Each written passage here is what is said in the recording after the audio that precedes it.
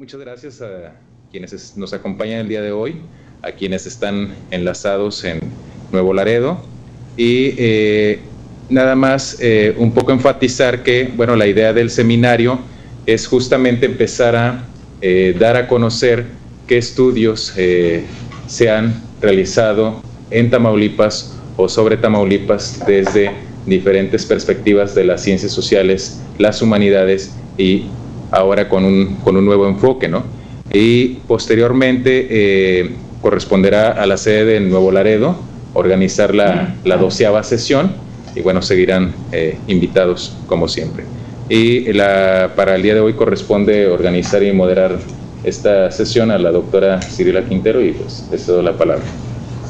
Bueno, pues muchas gracias al doctor Oscar Hernández. Como decía, es la 11ª reunión que tenemos del Seminario de Estudios Tamaulipecos.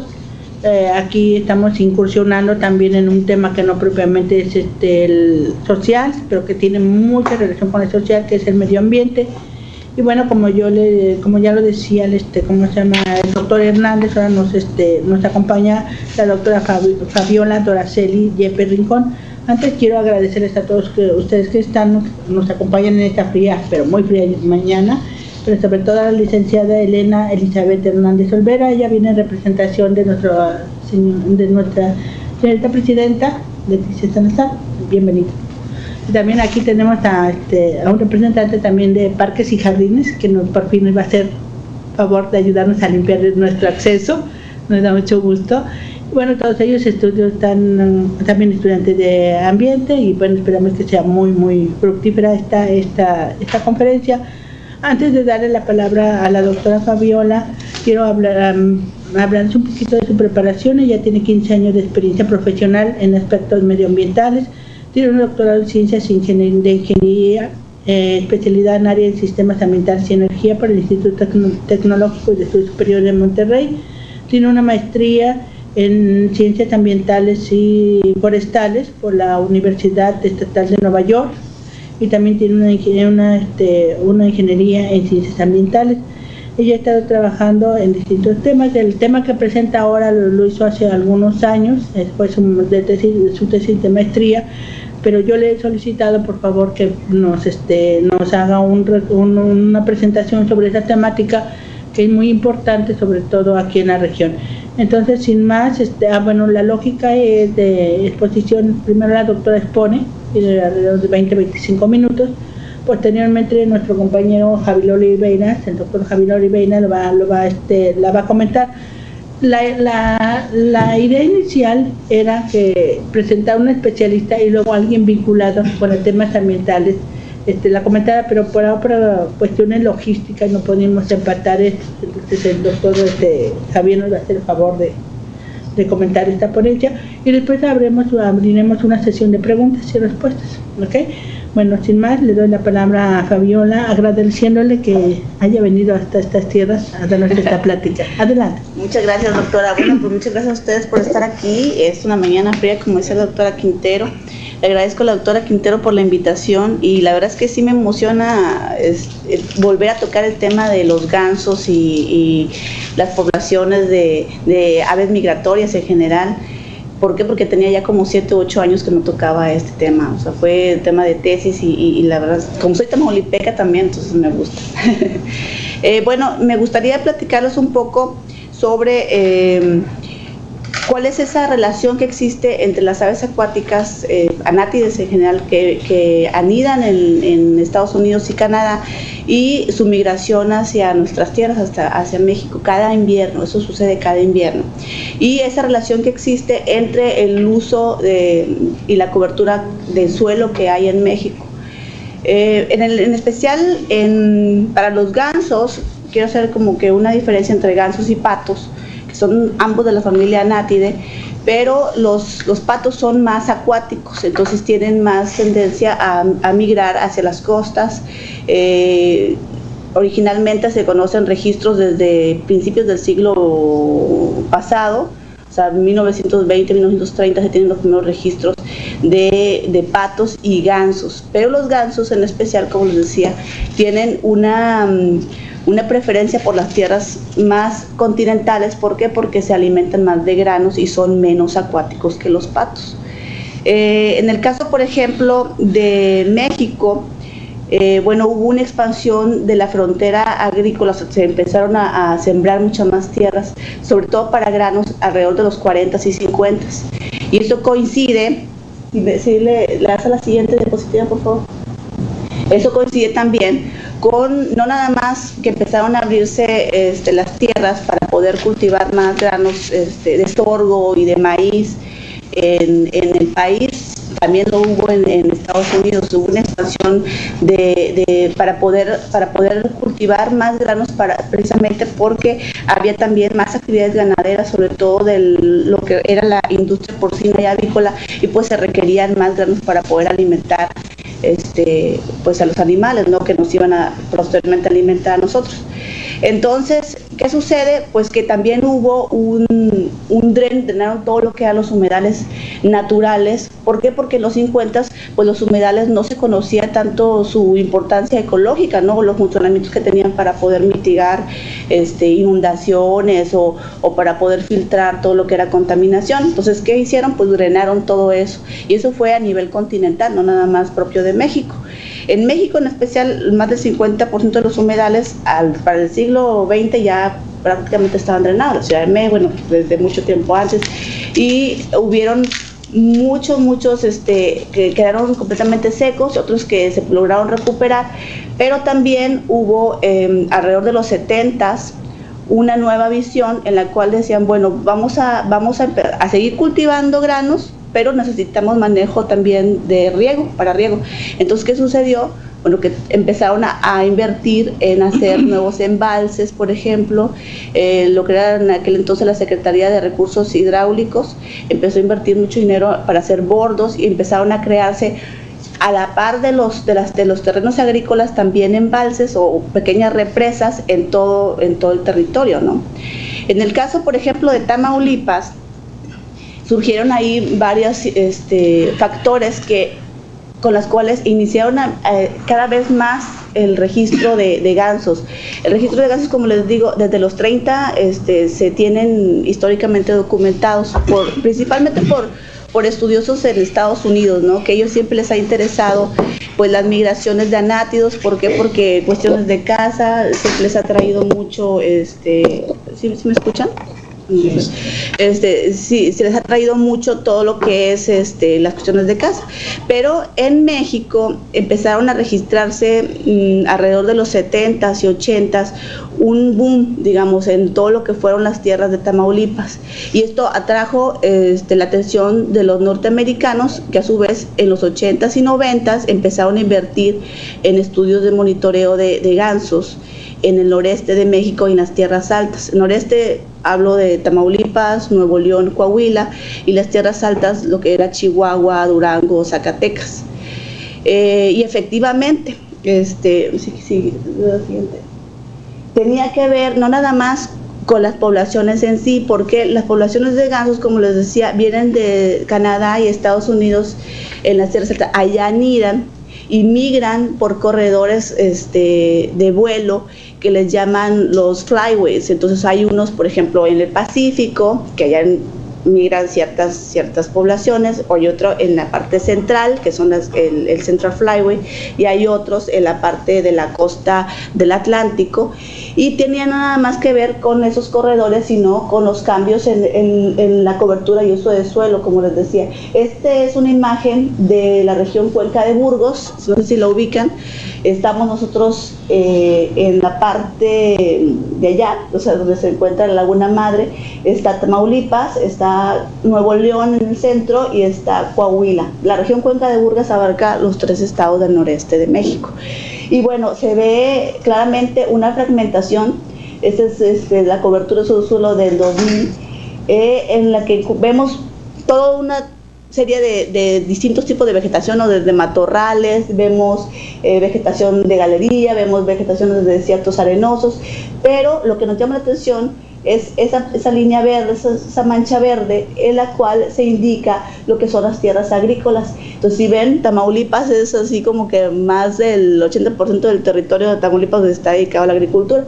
Y en el caso, por ejemplo, de lo que es el área noreste, si lo vinculamos nada más, Tamaulipas y Nuevo León tiene alrededor del 45% dedicado a la agricultura de riego, principalmente de granos, ¿no? Y específicamente, me podría decir también, un 80% de sorgo, en este caso, que es de lo que se alimentan los gansos. La siguiente. Entonces, una tipificación de lo que son los cambios de uso del suelo, pero ya visto desde el punto de vista de estabilidad, o sea, qué tanto puede cambiar o no, reconvertir las tierras, etcétera. Pues bueno, vemos que en el caso de los naranjas y los amarillos, que es esa mancha que veíamos ahorita en verde, que es las tierras agrícolas, hay una mejora en las condiciones agrícolas. ¿Qué quiere decir? Que muy probablemente va a continuar por muchos años más, o sea, esa mancha que se van a seguir cultivando granos, y que tiene que ver también con la demanda que hay de granos a nivel país. ¿Por qué? Porque necesitamos granos para seguir creciendo nuestros animales, ¿no? Entonces, Tamaulipas tiene el primer lugar, o sea, eso lo digo, con 1.500.000 toneladas al año se cosechan en el ciclo otoño-invierno, porque hay dos ciclos, el otoño-invierno y el de primavera-verano, de cultivo de sorgo. Es decir, Tamaulipas va a continuar, al menos por alimentos, siendo un estado muy importante para las migraciones de ganso. Y estos son se ve muy poco, discúlpeme ahí por la diapositiva, pero no encontré así una que ejemplificara mejor las nubes, ¿no? Que pueden ver ustedes en los campos de Tamaulipas. Esto está sacado en Casas, creo, en el municipio de Casas. Ustedes pueden ver, después de una vez que se cultivan el sorgo y se cosecha, por ahí empiezan las cosechas en octubre, noviembre, diciembre, enero, ustedes pueden ver nubes de gansos en la región. ¿Y esto qué quiere decir? Bueno, que tienen el alimento, la disponibilidad de alimento, suficiente alimento, la calidad de alimento, la calidad de sitios para poder estar aquí cada año. Y esto pues ha traído a Tamaulipas una derrama económica por cuestiones cinegéticas durante generaciones, ¿no? Después de los 70s, 80s empezaron también nuevas políticas en el país para poder manejar los recursos, ya pues que fuera más regular. Se hizo una política que se llamaban las unidades de manejo de conservación de la vida silvestre, las famosas UMAS. Entonces cada rancho se estaba registrando para poder manejar tanto los recursos locales, como en el caso, por ejemplo, de venado cola blanca, de pécaro y collar, que son los mamíferos más importantes para cacería, como también especies migratorias como estas, ¿no? Entonces, son recursos que vienen cada invierno y que tenemos aquí, que son muy importantes. La siguiente. Entonces, bueno, a mí me tocó participar como estudiante en aquel entonces, en el 98, 97, en esos recorridos que les decía que financiaba el gobierno de Estados Unidos a la par con Semarnat, para poder ver en dónde estaban ubicados las poblaciones de gansos. Y pues íbamos, primero era en tierra, ¿no? Íbamos, habían también vuelos, pero eran muy contados porque son operaciones muy caras, pero íbamos en diferentes grupos en cada municipio, registrando en qué puntos eran como los sitios más importantes en los que podíamos encontrar las poblaciones. Y escogimos algunos sitios en González, en Casas, en San Fernando, en Abasolo, en Matamoros también, pero no los registramos para los cultivos de sorgo, y analizamos cuánto de esas cosechas se quedaba. Una vez que se cosechaba, se quedaba disponible para los gansos. O sea, el ganso no llega cuando está el sorgo en pie, sino una vez que ya fue cosechado, ese desecho, digamos que es pérdida también para la agricultura, se queda en las tierras y ahí llegan los gansos y empiezan a alimentarse. Y encontramos que en un promedio de 77 a 162 kilogramos por hectárea, pues era más o menos suficiente para abastecer cierto número de poblaciones. No tengo un número exacto, porque varía, o sea, cada campo, si ustedes van afuera y ven un campo puede ser de 10 hectáreas, por ejemplo, para unos ejidatarios que cosechan el sorgo, y pues van moviéndose obviamente los gansos dependiendo de la disponibilidad de alimento, pero también de las fuentes de disturbio. O sea, a veces el disturbio, dígase cazadores o la misma actividad agrícola los puede ahuyentar, ¿no? Entonces van moviéndose de un campo a otro, pero en general eso era lo que encontramos. El siguiente, por favor. Y pues bueno, este es ya un cultivo cosechado, y aquí vemos una población de ganso nevado, que eso es una cuestión que también no había tomado como en cuenta. Yo agregué 3 fotos para que vean que no nada más llegan un tipo de ganso. Aquí en la región llegan especialmente 3 especies de ganso, que son este es el cultivo de sorgo. La siguiente. Bueno, aquí está. 3 especies de gansos, que son el ganso nevado, que es el que vimos ahorita en las tierras agrícolas alimentándose, el ganso frente blanca, que es especialmente en el que nos hemos dedicado. Yo personalmente me he dedicado a estudiar sus migraciones, y el que está allá, que es el ganso canadiense, que es el que se ve muy comúnmente en las películas, ¿no? Que es como el más carismático. ¿Le regresas, por favor, un poquito? Bueno, ahí, como les decía, o sea, realmente tienen el alimento, sí, tienen también sitios de refugio como lo que son las represas para descansar, pero también hay muchas áreas donde está el disturbio, ¿no? Pero pues siguen teniendo en promedio una cantidad de alimento bastante importante, y según también lo que hemos estudiado de las cosechas, pues pueden variar entre 2.5 y 5 toneladas por hectárea las cosechas, en promedio, al menos en el centro de Tamaulipas, lo cual nos indica que, pues, que van a seguir teniendo suficiente alimento. Ahora, son animales gregarios, o sea, son aves gregarias. ¿Qué significa esto? Que al menos en invierno se van a encontrar todos juntos.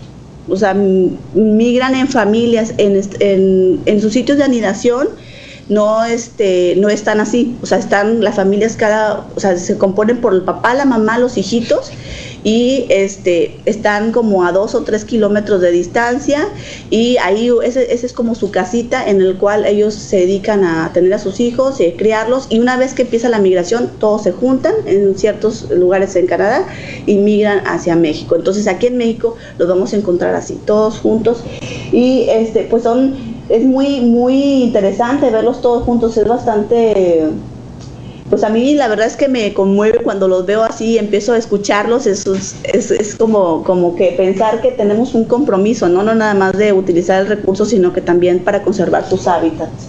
La siguiente, por favor. Eso es lo que les decía.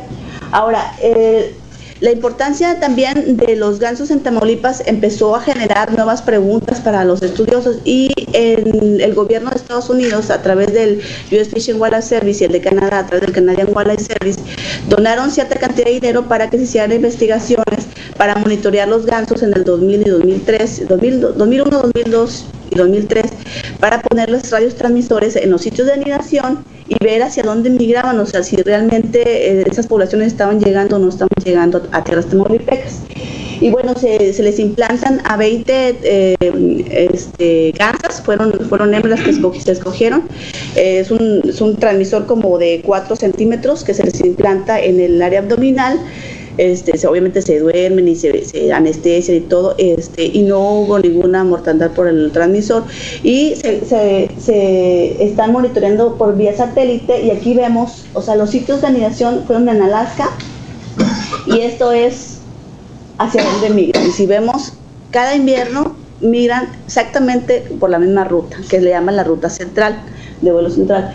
Entonces nosotros nos dedicamos a hacer un análisis de esas posiciones, en dónde estaban ubicados, qué era lo que estaban siguiendo, etcétera, y pues efectivamente tenía mucho que ver con las tierras agrícolas, la disponibilidad de esas represas que tenían, así también la concentración en esta zona, en esta parte de aquí, nos llamaba mucho la atención. Si le das la siguiente, por favor. Y bueno, la siguiente. nos dimos cuenta que, de acuerdo a un análisis de Kernel, que es análisis de probabilidad de dónde se ubican los animales, nos dimos cuenta que alrededor del 75-80% de las posiciones geográficas registradas se encontraban en las tierras tamaulipecas y de Nuevo León, pero donde se concentraban las UMAS, las unidades de manejo para la conservación de la vida silvestre. Así es. Y pues bueno, tienen mucho que ver con lo que comentábamos, ¿no? Esa cantidad de alimentos, sí, la cantidad de represas disponibles, pero también el manejo que se les da a las UMAS muchas veces no nada más es benéfico para las poblaciones locales o las que van a explotar, sino también para otras especies como estas, en las cuales se encuentran ese refugio que requieren durante el invierno. Este es un ejemplo de dónde están las UMAS. Aquí están las UMAS, todas las que se encuentran en verde, y si ven la manchita esa que se ve ahí entre Nuevo León y la frontera de Tamaulipas es bien importante. O sea, son alrededor de 3.500 UMAS que están en el país, de las cuales al menos el 40% se encuentra en Tamaulipas, o sea, en el área del noreste, Tamaulipas, Nuevo León. Entonces, ahí, a pesar de que son puros fragmentitos, la mayor cantidad de UMAS se encuentra en esta región. La siguiente, por favor. Este es un análisis que se hizo con las posiciones y los sitios de origen.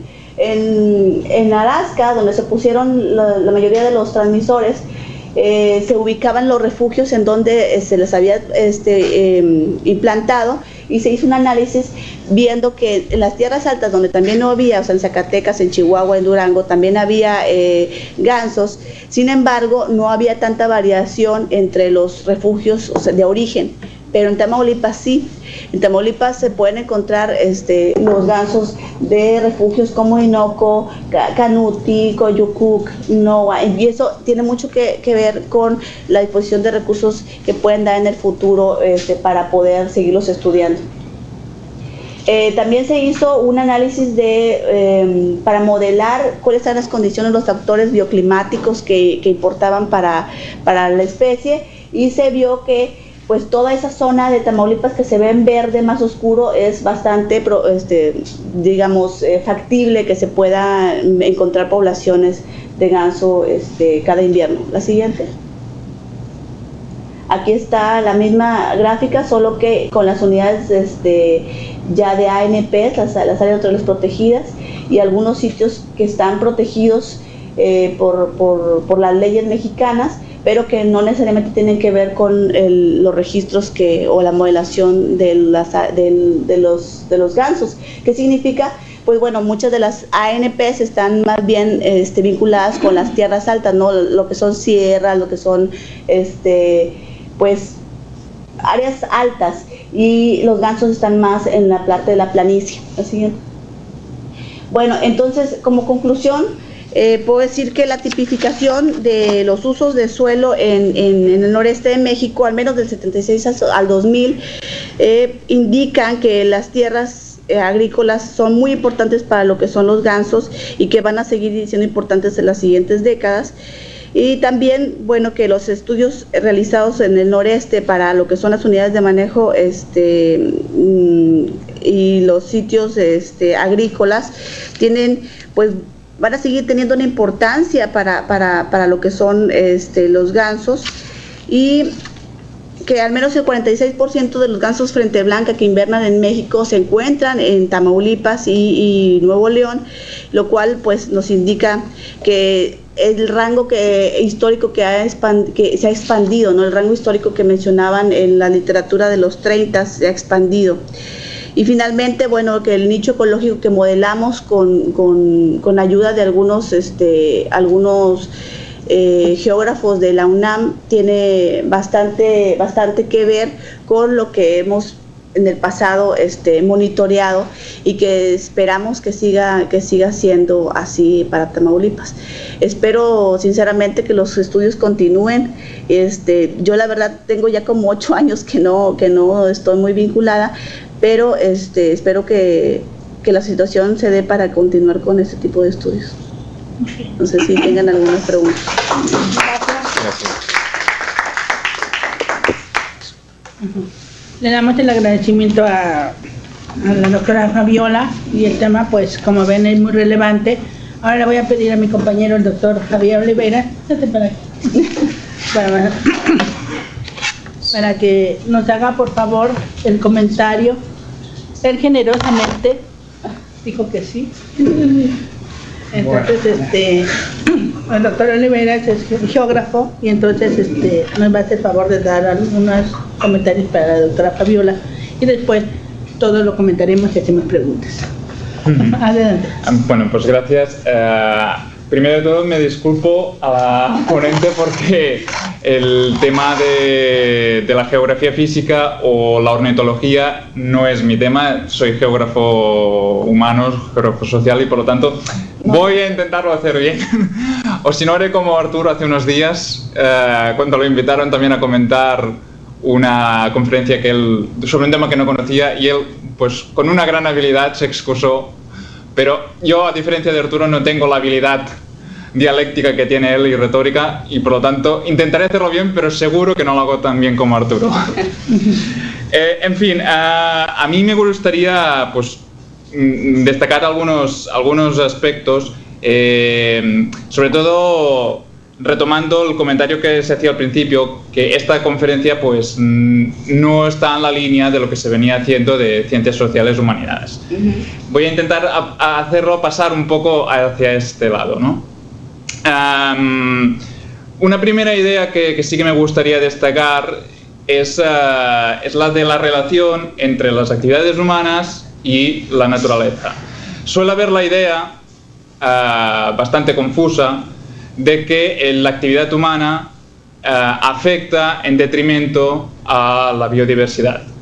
Eso es cierto en algunos casos, pero no siempre. En realidad, como muestra, de hecho, este caso de los gansos, la actividad humana puede favorecer, de hecho, la biodiversidad.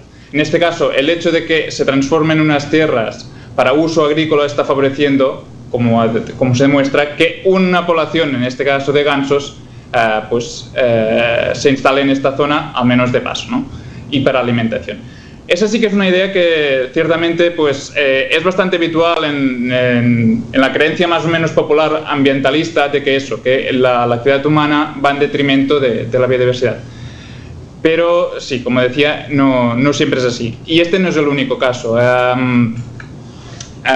Por ejemplo, yo que vengo del sur de Europa, ahora en estos momentos en las regiones mediterráneas se está encontrando que se está disminuyendo la biodiversidad, tanto en plantas como en vegetación. Y no porque haya aumentado la contaminación o hayan aumentado los residuos o se esté destrozando o alterando los espacios naturales. En realidad está ocurriendo justo lo contrario. Se está reciclando más, se está produciendo menos residuos, se están rehabilitando y recuperando espacios naturales, pero está disminuyendo la biodiversidad. ¿Y por qué? Por una sencilla razón. Hasta mediados del siglo XX, el sur de Europa, las regiones mediterráneas, eran un espacio donde se combinaban espacios forestales con espacios agrícolas. Esta combinación de diferentes usos del suelo forestal, agrario, había fomentado que aumentara muchísimo la biodiversidad. En un mismo espacio encontrábamos especies, tanto vegetales como animales, asociadas a los conreos, a la agricultura, como en el caso de los gansos. Pero a la vez había especies asociadas a la vida forestal. ¿Qué ocurre durante la segunda mitad del siglo XX? El abandono de la agricultura implica la pérdida de unos espacios agrícolas y el crecimiento de las zonas forestales, con lo que solo acaba quedándose la vegetación y la fauna asociada a los espacios forestales. Toda aquella vegetación y fauna asociada a los espacios agrícolas ha desaparecido. Esa es una de las contradicciones que ocurre cuando se abandonan las actividades humanas sobre el espacio. La actividad humana en el espacio, la antropización del espacio, no por sí es mala, aunque muchas veces el discurso ambientalista diga justamente esto. En realidad, el abandono del espacio es lo que ha provocado la disminución de la biodiversidad. Este es el primer tema que quería tocar. El segundo es que las aves en esta zona, quizá no en Tamaulipas, pero sí que en una zona muy, muy, muy cercana de aquí, que es el Valle de Texas, es uno de los grandes recursos turísticos de la zona, de la región. Ciertamente en los países anglosajones, empezando por Inglaterra o Estados Unidos, la actividad turística, el birding, la observación de aves, es una actividad fundamental, no solo como hobby, sino también como actividad turística.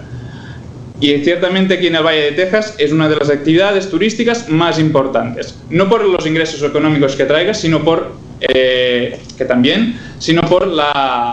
lo que implica en la gestión, la recuperación de espacios naturales. Aquí en el Valle de Texas no los he contado, pero debe haber, creo que una decena, quincena de espacios para la observación de aves. Algunos son propiedad pública, tierras federales, en otros casos son propiedad privada. Hace unos meses fuimos con Dragus a Weslaco, visitamos 2 espacios. Uno es propiedad federal, no me acuerdo cómo se llamaba, era el primero que fuimos, y el segundo es propiedad privada, que era Audubon. Audubon es un espacio muy interesante. Audubon era hasta hace 20-30 años un espacio agrícola de producción de toronjas. Después de 2 heladas importantes que hubo en la zona, los propietarios abandonaron la actividad agrícola, y ese espacio, que en estos momentos está en transición de ser un espacio agrícola a espacio recuperado por el espacio forestal, está siendo o ha hecho que la combinación de de esta transición sea pues un espacio de anidificación o de paso de aves, y en este caso pues los propietarios lo convirtieron en un espacio de observación de aves. En todo caso, como decía, sí que es la actividad de observación de aves aquí en el Valle de Texas es una actividad muy importante, que se nutre no solo de la población local, sino en estos meses de estancia de los Winter Texans también en una de sus actividades principales, el avistamiento de aves. Y esto me lleva a un tercer tema, que quizás sí que se aproxima más un poco al mío, que es la relación entre aves y fronteras. En este caso son las aves migratorias. Es una pequeña observación, ¿no? Justamente, como son especies migratorias, en realidad no están nunca en el mismo espacio, sino que se mueven. En este caso, además, pues cruzan Estados Unidos, Canadá, México. En otros casos de aves, pues creo que van desde el hemisferio norte hasta el hemisferio sur, es decir, todavía cruzan más países. Pero en las ciencias sociales, pero también en las ciencias naturales, desde el siglo XIX hasta ahora, ha habido un proceso de nacionalización de los procesos sociales y naturales. En relación a las aves, esto implica una cuestión que unos geógrafos y historiadores un día se fijaron,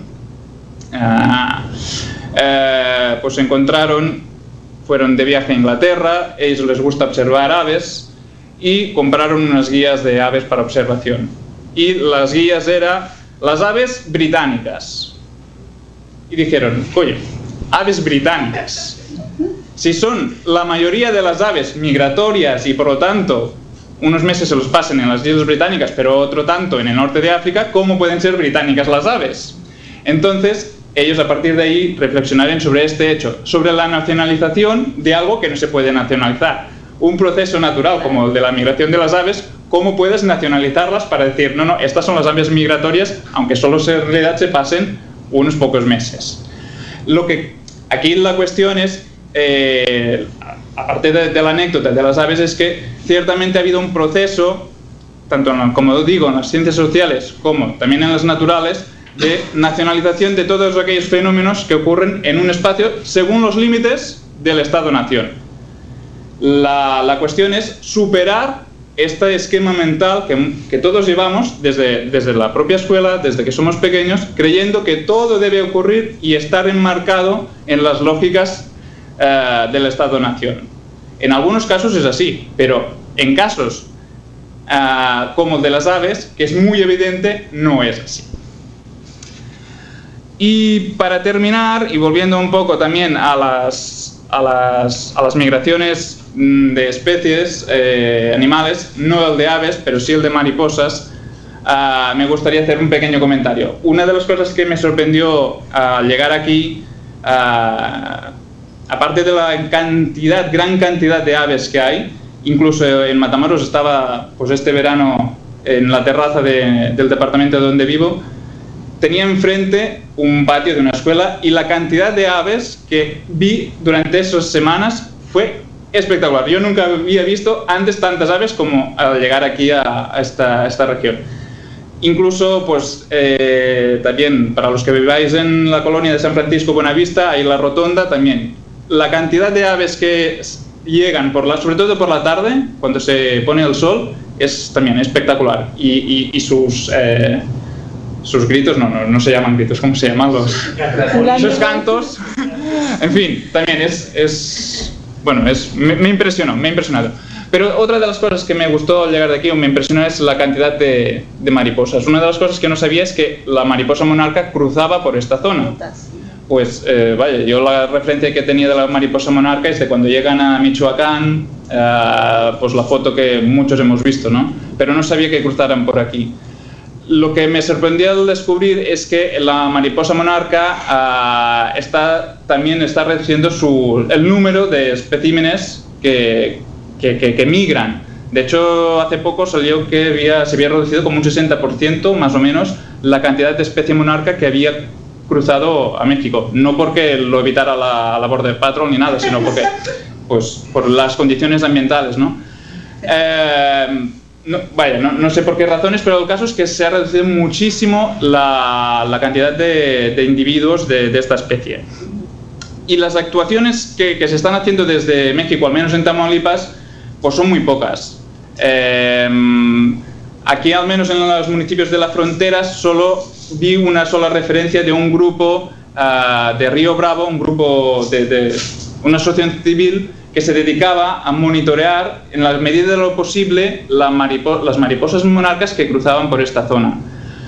Me pareció muy poca cosa, siendo una migración tan importante, y además que en Michoacán es un recurso también turístico muy importante, lo poco que se está haciendo por la mariposa monarca. Que solo en Tamaulipas haya una asociación civil, de todos los posibles actores, una asociación civil que se dedique a monitorear, me pareció muy poco esfuerzo para una especie tan importante. Y con esto pues terminaría. Felicidades, ha sido muy interesante. Gracias. La verdad es que sí que me ha interesado muchísimo y pues nada, lo dejo aquí. Bueno, muchas gracias a Javier por habernos comentado esto, sacar algunos puntos que son muy muy interesantes. Les recordamos que esta conferencia está siendo seguida por toda la República y el mundo a través del sitio del colegio, y contactados directamente están nuestros compañeros de Nuevo Laredo. Entonces, más al ratito les vamos a preguntar si tienen alguna cuestión para la doctora, pero ahorita vamos a abrir una serie de preguntas para la conferencista. Okay. Sobre todo, vamos a abrir una primera tanda, si les parece, de 3 preguntas que conteste la conferencista. Si hay más inquietudes, abrimos otra sesión. Les pedimos que, que sí sean breves y concisas para poder aprovechar más el tiempo.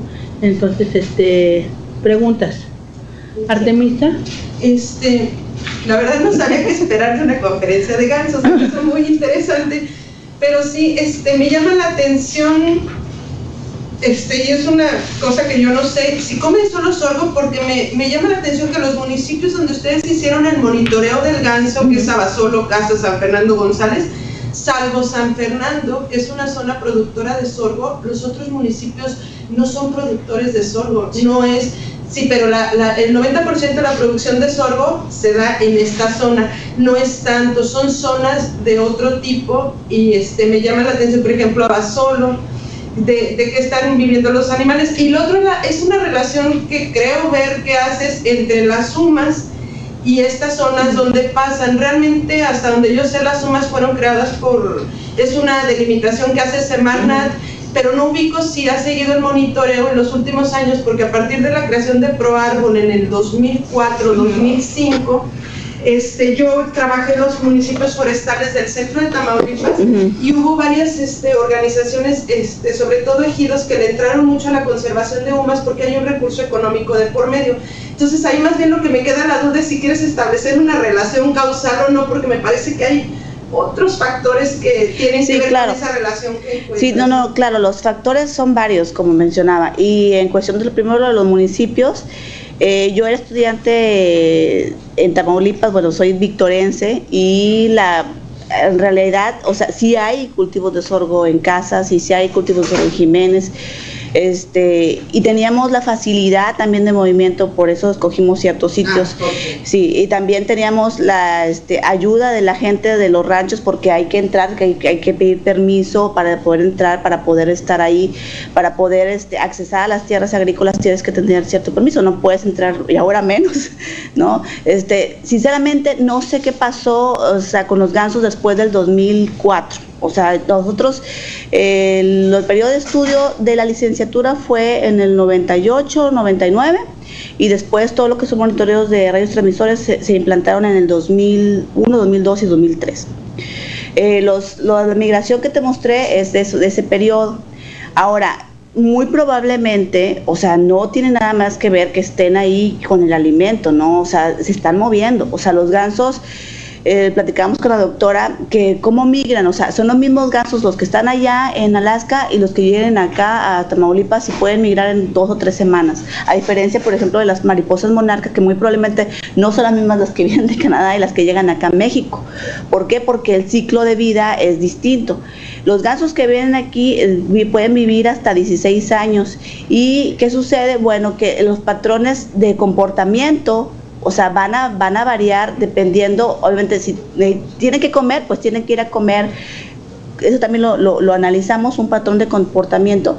Por lo general van y comen como a las 8 de la mañana a las tierras agrícolas y a donde haya disponible alimento, pero también donde haya poco disturbio.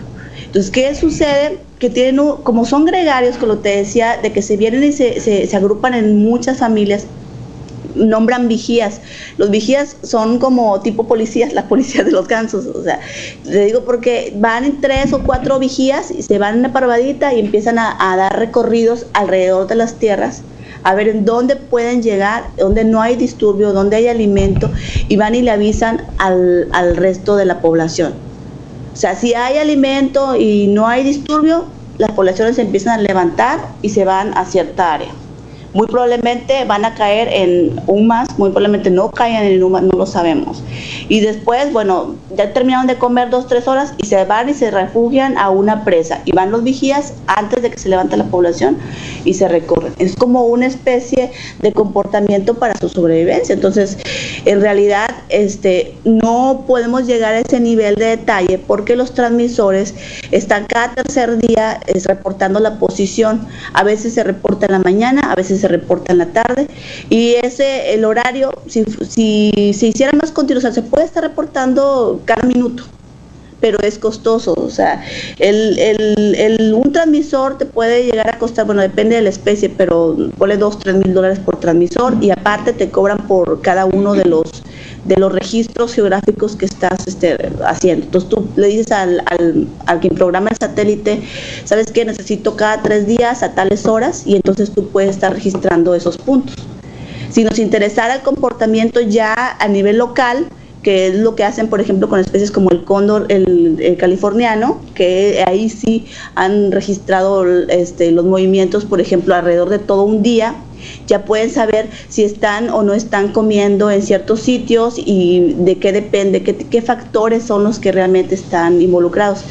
Ahora, después del 2004 sí yo tengo entendido que dentro de las políticas están de reconvertir ciertas zonas porque ya no estaban produciendo las cantidades de sorgo. Para empezar, las migraciones humanas han influido mucho en que el campo en México esté siendo cada vez más pues desolado, ¿no? Digo, muchos de los hombres que se fueron, o sea, se siguen yendo, pero bueno, no sé, no conozco el tema, pero hasta donde yo sé, se siguen yendo para Estados Unidos, y esos campos, esas tierras agrícolas, muchas veces ya no hay quien las cultive, ¿no? Entonces, ¿qué sucede? Que muy probablemente como parte de las políticas fue esa reconversión, que se hicieran nuevamente pastizales, que se reforestaran nuevamente con esos programas de CONAFOR. pero no conozco ya qué sucedió después. Yo les puedo asegurar que en el 2000 yo andaba sola, o sea, con mi camioneta me iba de Victoria a Casas, como ya tenía ahí a mis conocidos, a los señores de los ranchos, a las señoras que cuidaban, me dejaban pasar, yo andaba nada más con mis binoculares monitoreando gansos sola. Yo después del 2003, o sea, me salí de Victoria, me fui a vivir a Monterrey y a los 3 años pues empezó también otro problema que no lo hemos tomado, que es la violencia y que obviamente no garantizamos ya la seguridad de la gente, por lo tanto no hemos sinceramente buscado más recursos para seguir monitoreando los gansos. ¿Por qué? Porque se irse a meter a las brechas, o sea, no es nada más en la carretera. Yo infiero que como sigue habiendo cultivo de sorgo, como siguen habiendo represas y está ahí el recurso, pues obviamente infiero que siguen habiendo poblaciones de ganso. Me gustaría muchísimo que volver a continuar, o sea, con los estudios, pero les digo, o sea, no estoy segura de qué sucedió. Bueno, vamos a dar 2 preguntas más, por favor, para que lo conteste, y luego nos enlazamos a Laredo. Entonces, primero, por favor. Bueno, me quedó claro que el cambio de uso de suelo aquí les ha favorecido. Sí, les ha favorecido. Ahora, en sus áreas de reproducción, en sus refugios de origen, ¿ha habido efectos negativos actualmente con esto del calentamiento global en sus poblaciones? Pues sí han reportado que se han reducido, o sea, a mí me tocó estar ahí en la tundra de Alaska. Primero hicimos unos recorridos en avioneta y estuvimos viendo hacia dónde estaban los gansos, los nidos. Yo recuerdo muy bien que decía el biólogo que me tocó trabajar, que tenía años, vive en Alaska, que tenía años estudiando las especies, y me decía, no, es que cada vez se ve más reducido y se ve más reducido. También la cantidad, no nada más del rango, sino también de la población disminuyó en los 90s. Hicieron estudios para saber si tenía que ver con la cacería o tenía que ver con algún factor de alimento o lo que usted dice del cambio climático. Sinceramente nunca hubo una respuesta. ¿Por qué? Porque son estudios muy caros. O sea, el estar hablando de estudios a nivel multinacional son estudios muy caros. Lo más que hicieron fue, ir y hacer, sobre todo con los nidos, contar la cantidad de huevos, cuántos se eclosionaban, hicieron estudios de ecología. Y hasta donde yo sé sí se ha reducido y se ha movido un poco. O sea, al inicio, cuando yo inicié, fue en los 90s. Recuerdo que la parte del norte de Alaska había muchos zonas de anidamiento y se fueron recorriendo hacia el centro de Alaska.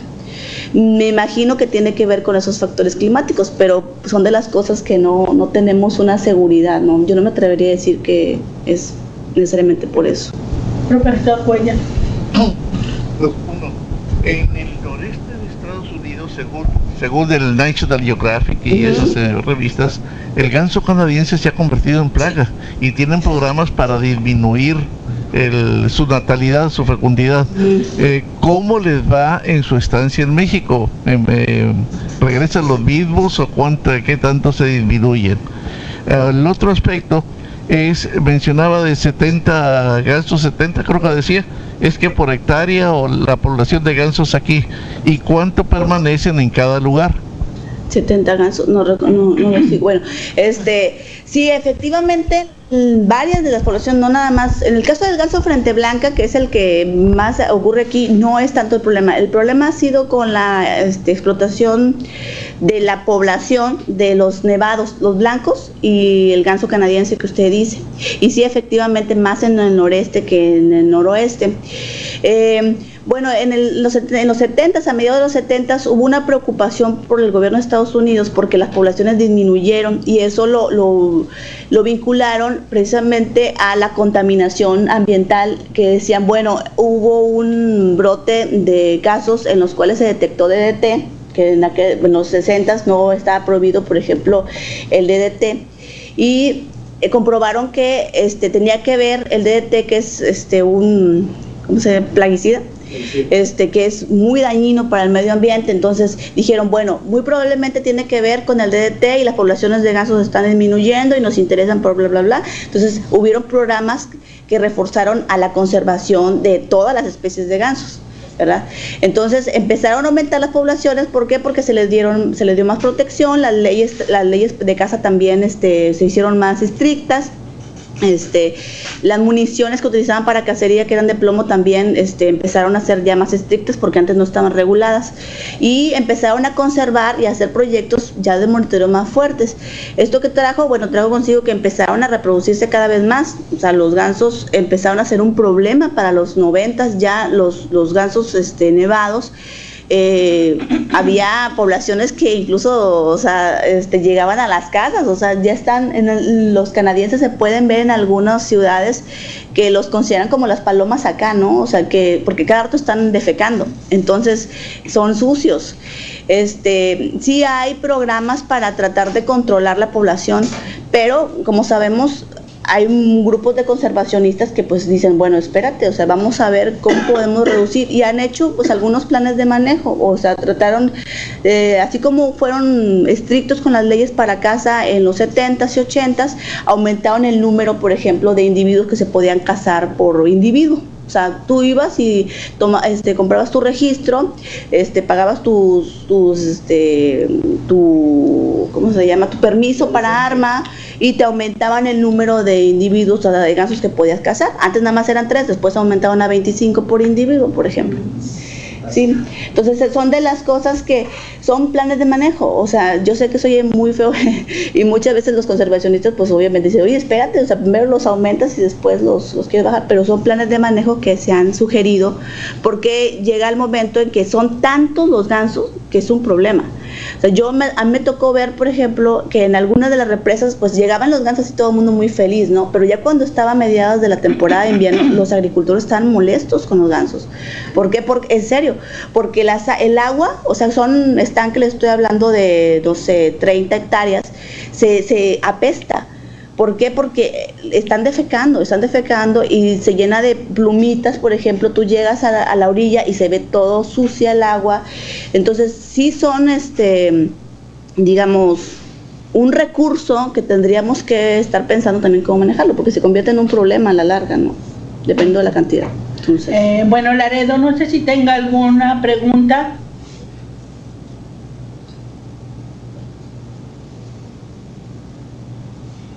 ¿No? Si tenía una... ¿Sí se escuchan? Sí, te escuchamos. Adelante, Jesús. Nada más quisiera escuchar la opinión de la ponente en relación al impacto que ha tenido en el turismo en esta región a donde llegan los gansos, o si sería, digamos, un fenómeno importante para generar políticas públicas en relación al turismo en esta parte a donde llegan los gansos, sobre todo en Tamaulipas. No sé si tengan un comentario sobre ello. Muchas gracias. Ok, gracias. Sí, bueno, lo que mencionábamos de las unidades de manejo para la conservación de la vida silvestre, está muy vinculado también con eso del turismo cinegético. O sea, yo les digo, como me quedé en el 2003, yo recuerdo que habían campos turísticos importantes en Tamaulipas, en San Fernando, en Jiménez creo que había uno bien importante, en la zona de Matamoros y Reynosa, no los conocía, pero sé que también hay. Y bueno, que cada año venía la gente como turista, gente de Texas, conocí también a gente de más arriba, de las Carolinas, que venían cada año y se hospedaban en hoteles de estos centros, contrataban a gente local también como guía de turistas, y tenían relación obviamente con las unidades de manejo. Yo sé que sí había una afluencia turística importante, no sé sinceramente cómo está la situación en este momento. Yo recuerdo también que los registros pues me tocó hacer mi servicio social en la Semarnat en aquel entonces, y en el 95, los registros indicaban que sí había una afluencia. Cada invierno se compraba una cantidad impresionante de cintillos, o sea, le llaman cintillos, para lo que eran cazadores cinegéticos. Había también compra de permisos. Las políticas ahí están. Yo considero que si nos interesa seguir manejando este recurso, si nos interesa seguir conservando no nada más a las especies, sino también las áreas en donde están las especies, dígase las especies locales, como el venado cola blanca, el pécaro de collar, las palomas, o las especies que vienen a migrar cada invierno, como las aves acuáticas. Yo creo que deberíamos de estar un poco más interesados como sociedad para saber qué está sucediendo con esto, ¿no? En cuestión de turismo, yo considero que es un potencial importante. La gente que viene de Norteamérica para seguir haciendo esta derrama, les digo, no sé cómo esté en estos últimos años. Yo espero que bien. Y pues bueno, no sé, no podría decirle con números claros cómo esté la situación en este momento. ¿Puedo añadir? Sí. Sí, sobre la afluencia del turismo cinegético aquí. En el caso de aves no sé, pero sí que hace poco leía un reporte del turismo cinegético aquí en los municipios de la Ribereña, donde el turismo por el venado justamente había sido muy importante. Antes de la violencia, de la erupción de la violencia y del miedo en 2006. En el reporte que sí lo publicaron hace muy poco, uno de los datos más impactantes es que este último año, 2012, no el 13 porque todavía no había concluido, pero en 2012 solo se habían otorgado 6 licencias de caza de venado en la Ribereña, cuando antes de la violencia eran centenares. Sí, exacto. Sí, les digo, yo hasta donde me quedé en el 2003, era muy importante la rama económica en el estado, en la región en general, porque les decía, las unidades de manejo, para eso se hicieron, para tratar de manejar, para tratar de controlar, es una política importante. En este momento, el Tecnológico está participando en un proyecto con la Conavio para evaluar cuál ha sido el impacto de esas sumas, de esas unidades de manejo a nivel nacional. En el caso del Tecnológico lo está manejando a nivel regional, y pues están en eso. Vamos a ver cuáles son los resultados, ¿no? Para ver si continúa la política de manejo de esa manera, porque la federación se la dejó a los estados. O sea, era una política federal que después pasó a manos del estado. Entonces, vamos a ver cuáles son los resultados que arroja ese estudio. ¿Alguna otra pregunta? Arturo. Creí oír que muchas de las áreas protegidas en México, mejor mínimo, están asociadas con tierras altas de montaña. Muchas. Bueno, en el caso de Laguna Madre no. No, mi pregunta va en el sentido, ¿hasta qué punto la política de áreas protegidas está asociada más bien a una imagen idílica de paisaje que a las necesidades reales de protección, de que hay zonas que no tienen nada que ver con esa imagen idílica que nos vende Disney? Pues bueno, las áreas naturales protegidas se supone que han sido estudiadas, ¿no? O sea, son áreas en las cuales se comprueba la biodiversidad existente, se comprueba el caso de endemismos, por ejemplo, o sea, que son especies que únicamente ocurren en esa área. Obviamente con el grado de conservación que tienen, y que el cabildeo, o sea, que también que haya gente que esté ahí, que haya estudios que esté proponiendo constantemente que se conserven. Yo, como soy más visual, porque los últimos años me he dedicado a lo que son los sistemas de información geográfica, pues sí veo que hay a veces de la delimitación, por ejemplo, de esas áreas, quizás han dejado afuera de los límites a ciertas especies que no se consideraron, pero también han sido muy pocos los estudios en cuestión de migración local. La migración no solamente ocurre entre países, sino también a nivel local, que quizás deberían de estarse haciendo para comprobar si esas ANPs están o no están realmente protegiendo a las especies. muchas veces también se hace nada más en base a la vegetación, no necesariamente a los animales. Entonces, hemos visto, o sea, por ejemplo, en Tamaulipas hay ciertos puntos, porque son como manchoncitos, ¿no? Que están aquí, este es el área natural protegida de tal, este es el área natural protegida de tal. Pero resulta que las especies que están ahí, que se reportaron, pues ahí están anidando, pero están yéndose a otro sitio. ¿Por qué? Porque hay movimientos en el estado y no se están considerando esos patrones, esos corredores biológicos, como se les llama. La verdad, sería cuestión de reconsiderar, como usted dice, pero pues eso ya también entra dentro de las políticas que tendrían que hacer cambios. Bueno, yo tengo una última pregunta. Sí. En cuanto, bueno, todas las aves migratorias, todos estos enfrentan depredadores. Sí. Entonces, ¿cuál es el principal depredador de estos gansos en esta región? Entonces, porque bueno, el principal depredador es el hombre. Depredadores a los cazadores, pero sí, bueno, sí, el principal depredador es el hombre. Pero sí, efectivamente, también los coyotes, por ejemplo, son depredadores naturales, digamos, de los gansos, los coyotes principalmente, yo creo. Yo diría que solamente, bueno, que yo recuerdo solamente el coyote, es un depredador así natural.